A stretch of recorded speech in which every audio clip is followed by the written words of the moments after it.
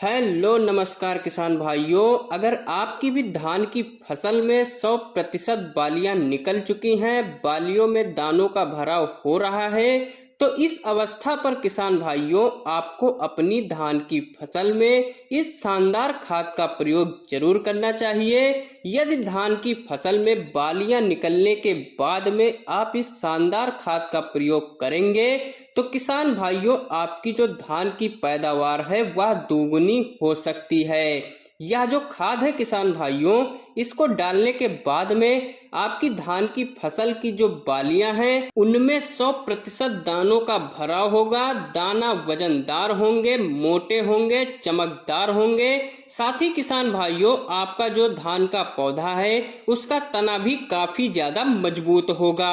वह आगे चलकर गिरेगा नहीं। वह कौन सी खाद है और कितनी मात्रा में आपको डालना है, जानने के लिए किसान भाइयों वीडियो को पूरा जरूर देखें। साथ ही किसान भाइयों अगर आप हमारे चैनल को पहली बार देख रहे हैं तो चैनल को लाइक शेयर सब्सक्राइब जरूर कर लें। किसान भाइयों शुरुआती अवस्था में तो हम लोग बहुत सारे खाद और उर्वरक स्प्रे का प्रयोग करते हैं पैदावार बढ़ाने के लिए, लेकिन जब हमारी धान की फसल में बालियां निकल चुकी होती हैं, बालियों में दानों का भराव होना शुरू हो जाता है, इस अवस्था पर लगभग 90% किसान भाई अपने घर पर बैठ जाते हैं। उनको लगता है कि अब यहीं से हमको अच्छी पैदावार मिल जाएगी, क्योंकि बालियां तो निकल आई हैं, अब कुछ रह नहीं गया है, अब हमको पैदावार पूरी की पूरी मिल जाएगी। अब हमें इसमें कोई भी खाद उर्वरक स्प्रे डालने की आवश्यकता नहीं है। लेकिन ऐसा बिल्कुल भी नहीं है किसान भाइयों।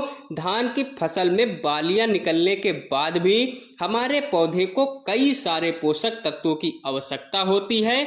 यदि उनकी पूर्ति हम समय रहते कर देते हैं तो निश्चित ही किसान भाइयों हम अपनी धान की फसल से 2-3 कुंटल तक अधिक पैदावार ले सकते हैं। तो आइए किसान भाइयों सबसे पहले बात करते हैं कि इस अवस्था पर आपको कौन सी खाद का प्रयोग करना है।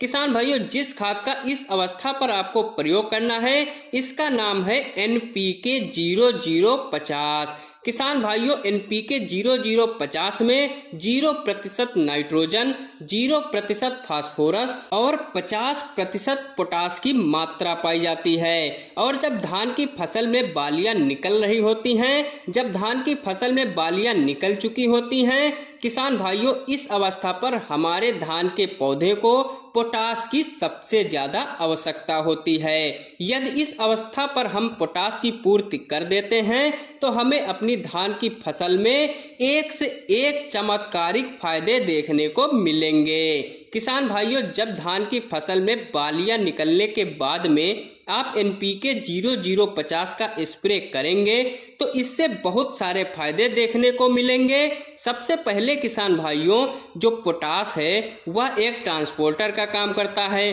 पत्तियों से बने भोजन को किसान भाइयों बालियों में ट्रांसफर करता है। साथ ही किसान भाइयों बालियों में जो दाने होते हैं उनको मोटा करता है, चमकदार करता है, बालियों के साइज को बढ़ाता है। बालियों में किसान भाइयों 100% दानों का भराव करता है। सबसे खास बात किसान भाइयों हमारी जो धान की फसल है उसको कीटों के प्रति, फंगस वाले रोगों के प्रति जो है उनको लड़ने की क्षमता को बढ़ाता है। मतलब हमारा जो धान का पौधा है उसकी जो रोग प्रतिरोधक क्षमता है उसमें काफी ज्यादा वृद्धि हो जाती है। साथ ही किसान भाइयों हमारा जो मिट्टी का तापमान है उसको भी पोटास नियंत्रण करके रखता है। यदि हम 2 से 4 या 6 दिन तक सिंचाई भी नहीं कर पाते हैं, सूखे के प्रति हमारा पौधा सहनशील हो जाएगा।